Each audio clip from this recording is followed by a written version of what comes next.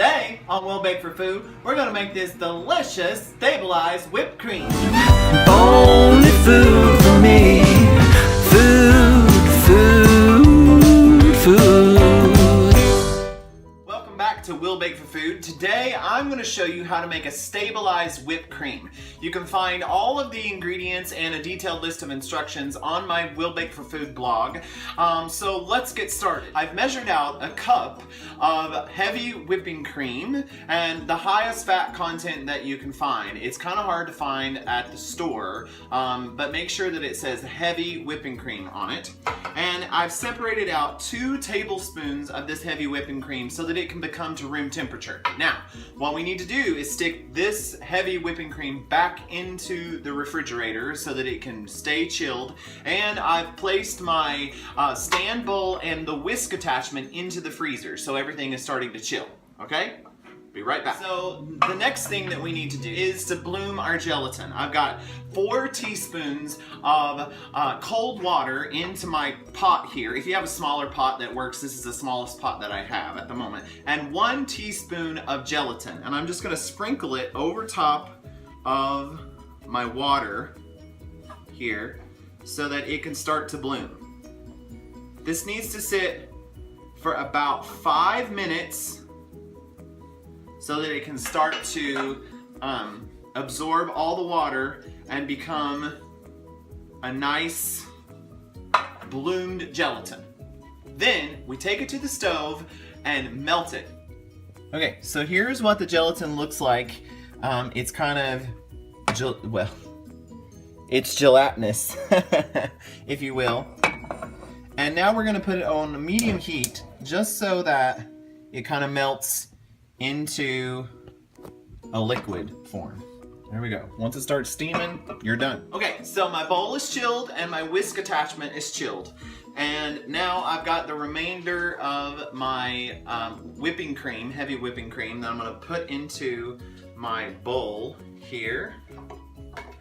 And I have a little spatula to help me make sure I get everything out, because you don't want to waste any of that goodness. And then I have sifted a 1/2 cup of confectioner sugar that I'm going to stick in here as well.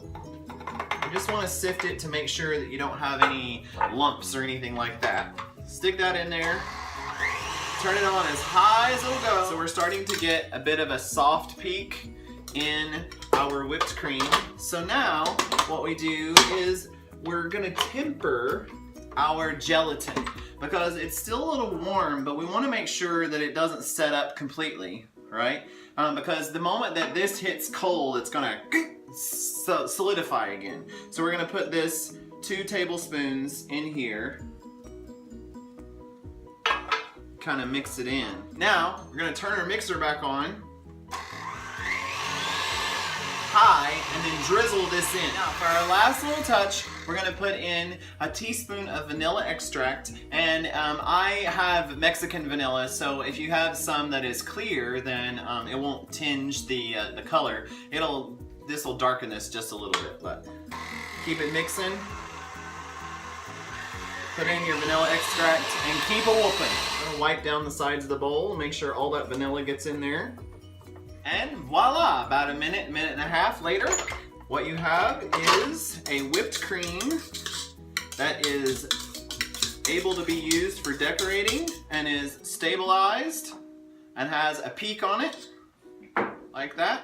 While I was getting everything chilled and ready to go, I prepared a piping bag with just a standard tip so that I can decorate just a little bit. You want to be really careful not to heat this up with your hand. So hold it up at the tip here, because the moment you heat it up, then you're not going to be able to do much with it. Okay, so just on my pie here, I'm going to put some stars all around the edge. Voila! A very nice and billowy whipped cream topping for a store-bought pie. Thank you so much for watching Will Bake for Food.